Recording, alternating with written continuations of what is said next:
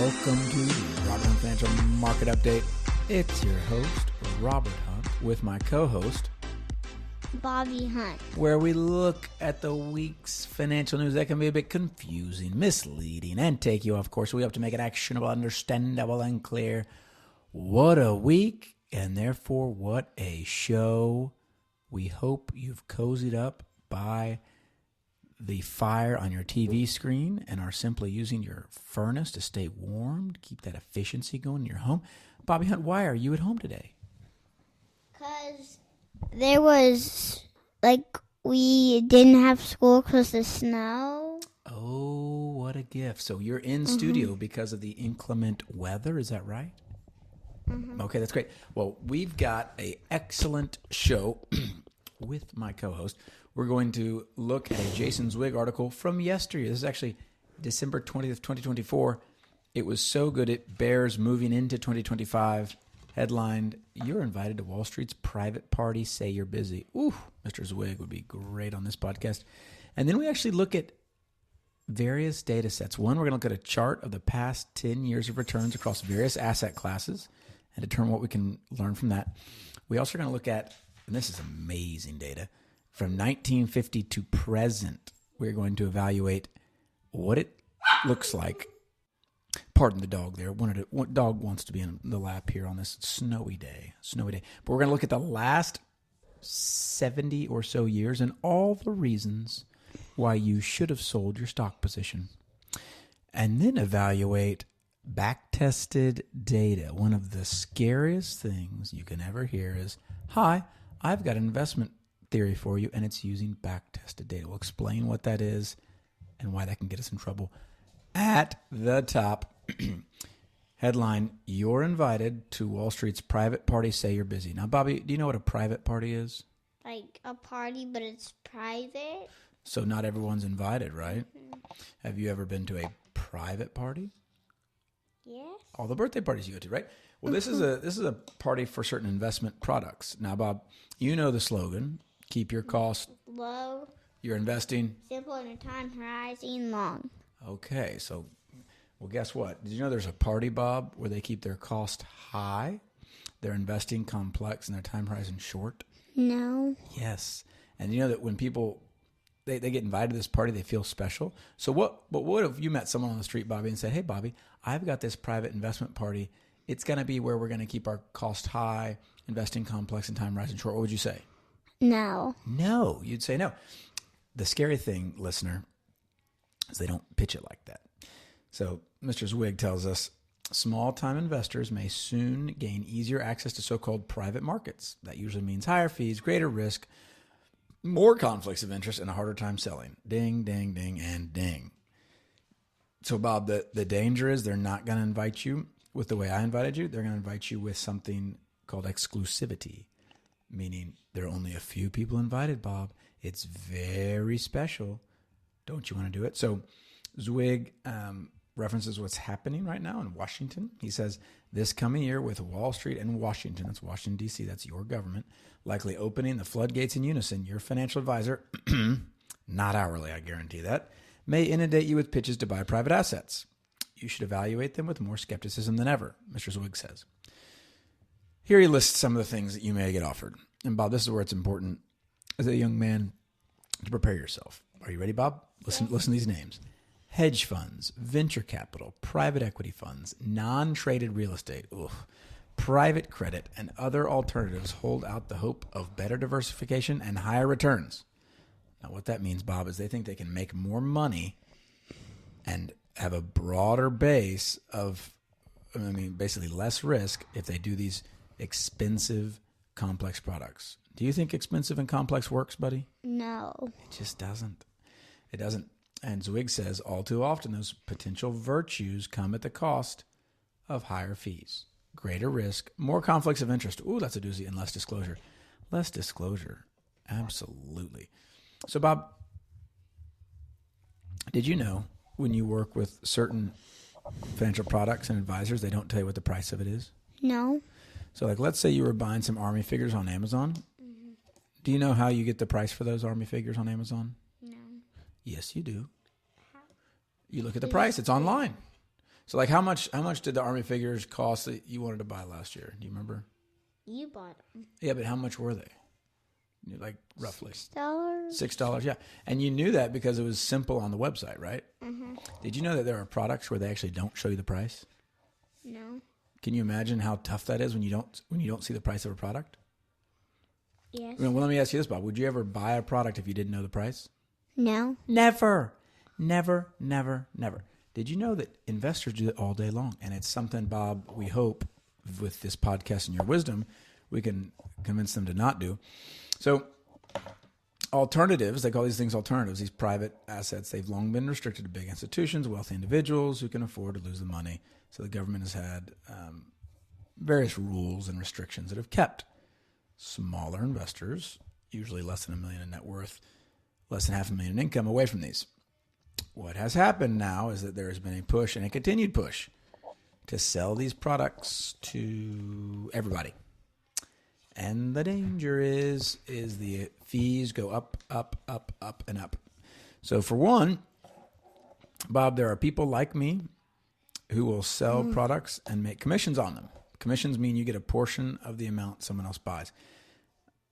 I'm an hourly advisor, and so we don't do that. But these commissions are huge for these privately traded assets. Bob, do you know what the commission is for an index fund? No. Zero. Nothing. No one gets paid anything to buy an index fund. Oh. At least they shouldn't. And any sort of brokerage or exchange, there is no commission. So guess what? There's not a sales force out there knocking on your door saying, knock, knock, knock. Hi, Bobby Hunt. I'd like to sell you an index fund today. It'll never happen. But what will happen is knock, knock, knock. Hi, Bobby Hunt. I've got a private, you name it, gobbledygook that charges 2% annually, but there's a 6% commission. These folks are coming for you, and they're going to promise higher returns and lower risk. Don't take the bait, Bob. Do not take it. And the problem is, why are they doing this? The fees. So a lot of investment houses and a lot of investment advisors are getting squeezed by lower cost products. So it's good for the customer, not good for the industry. So what are they having to move into? Higher priced products. So and all the pitches look good, buddy. Every single pitch, every slide deck, every spreadsheet will show extraordinary results for minimal work. Just click the button here.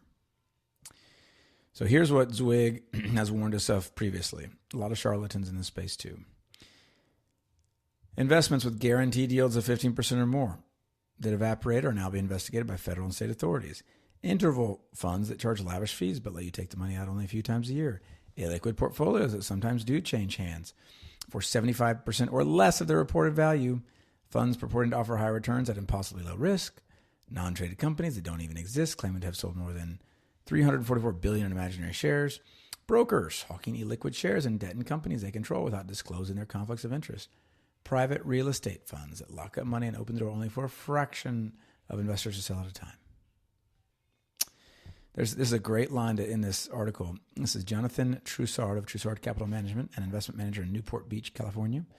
Suggest telling your advisor, this would be someone like me, if you can't explain the strategy well enough for me to understand it, you have no business encouraging me to get in there. Ooh. Unless your advisor has extraordinary expertise, I'd suggest an even shorter response. No thanks, says Wig. So the floodgates are going to be opened, and you are going to get pitched from people you weren't used to getting pitched by. I'd say kind of Main Street institutions very well could start pumping these higher priced deals. Don't take the bait. And I'll tell you, it's a nice transition for us into one of my favorite charts that I look at the end of most years. It's a colored chart. I'm going to have Bob. Bob, I want you to speak into the mic, my brother. Speak. All right. How many different colors are on this chart?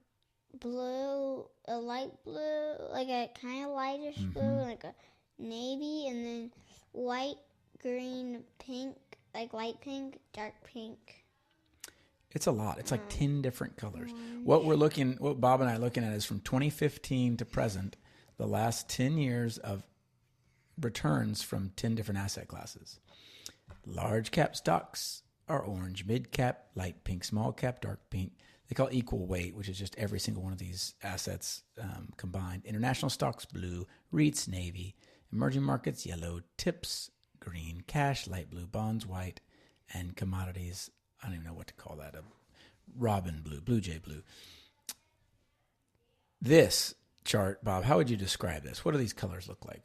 They just look like colors. And they're splattered everywhere. Can you notice any patterns in this chart? Yes. Tell me about the patterns, Bob. Make sure you speak in the mic, my brother. So it goes yellow, yellow, yellow, yellow, yellow, yellow.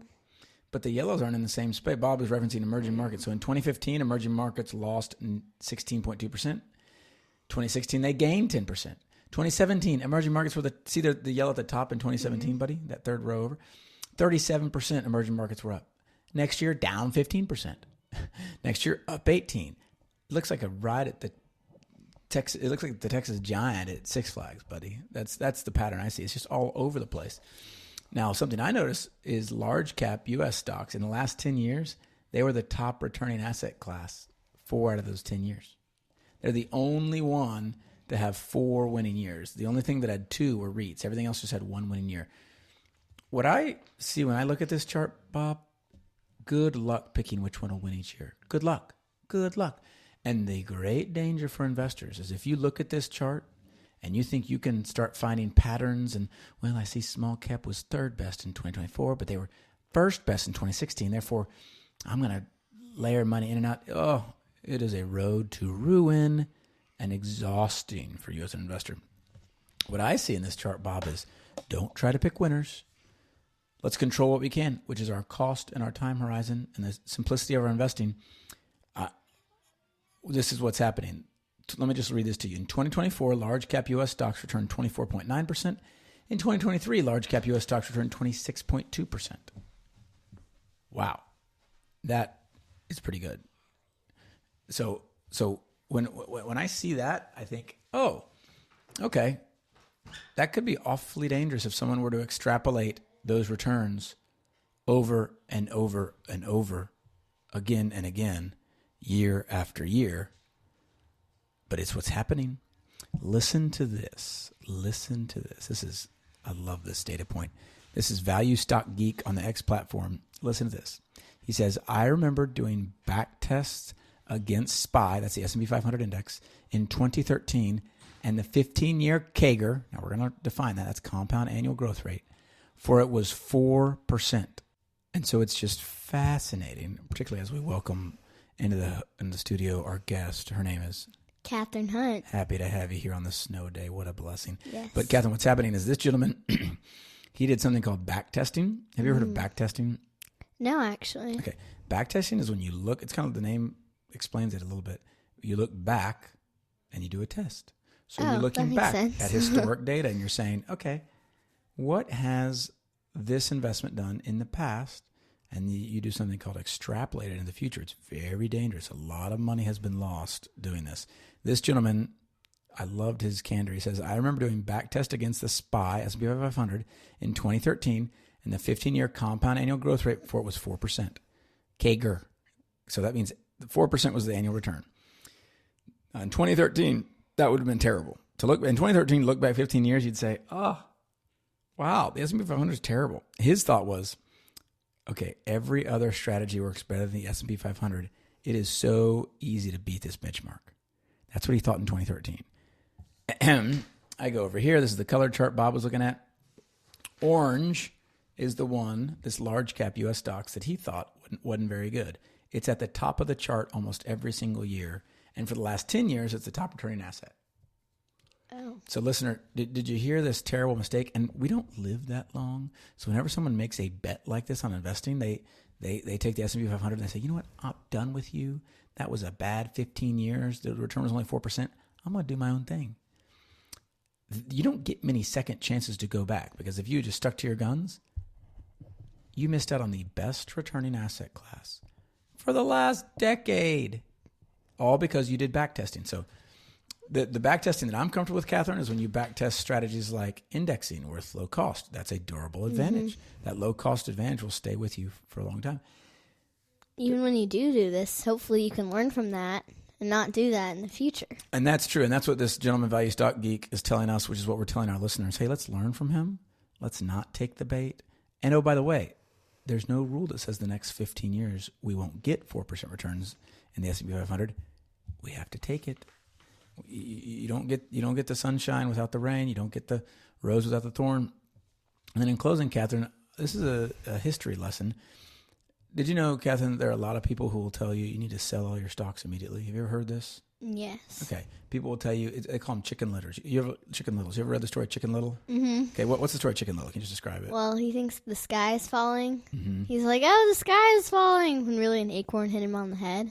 And what did he do? Did he go tell his peers? Yeah, he went to go tell everyone that the sky was falling, and then actually an acorn just hit him in the head. So that dynamic occurs in investing every single day with the financial news. Basically, there are lots of, I'll call them chicken littles, that'll run around telling you and me and our listeners to sell. That's the acorn, proverbial acorn that hits him in the head. I'm going to list out all the reasons. And these are, by the way, legitimate, scary things. This is from 1950. Do you remember 1950 at all? No, I You wasn't were not. alive. What year were you born? 2013. Okay. But just to anchor you a little bit in history, do you remember when World War II was? What years? Yes, it was in the 1940s. Correct. I So think we entered in December 7th, 1941, which is Pearl Harbor, but it had been going up preceding that. I want you to listen to all these reasons to sell. In 1950, there was a recession. That means an economic contraction in America. There was something called the Red Scare, there was something called the Cold War. Catherine, it's when us and the Soviet Union were in not a hot war, but a Cold War. We were war of words and posturing. The Korean War and the Korean Peninsula. Have you heard of the Korean War? Mm-hmm. Yeah. So that was another kind of something called Sputnik scared America. That's when a satellite went. Have you heard of Sputnik? It's when the Soviets put a satellite into orbit, and it spooked people thinking, oh, we're going to fall behind. Another recession in 1957, another recession in 1959, rising interest rates in 1960, the Bay of Pigs invasion, that was a doozy, Cuban Missile Crisis. Our president, John F. Kennedy, was assassinated. Did you know? And very sad. We went to the museum You for went to the that. museum? Yeah. So when that happened, how do you think people felt about the stability of our country? Well, like when your president gets assassinated, you kind of like you lose that stability. It's kind of like, oh wait, are we like under attack? Like what's going on? Mm-hmm. So it takes a lot of kind of figuring out what it is. Yeah, very very scary. So I'm gonna jump. There's something called the Vietnam War, very scary. Another recession, double-digit interest rates. Our president resigned. We had a president resign. President Nixon. Did y'all know he resigned? Oh, That was people said sell, that's over. The market fell 22% in a day in the late 80s. There's something called the savings and loan crisis in 1987. The Soviet Union, that country I talked about, we were in a Cold War. The whole country collapsed in 90, 91. The Iraq War, housing slump. I'm going to skip a few. Iraq War, Afghanistan, Y2. Oh, I remember being scared of the year 2000, Y2K. There will always be a reason to sell. But what we need to remember is let's control what we can. And what can we control to keep our costs low, our investing simple, and our time horizon long. Until next time.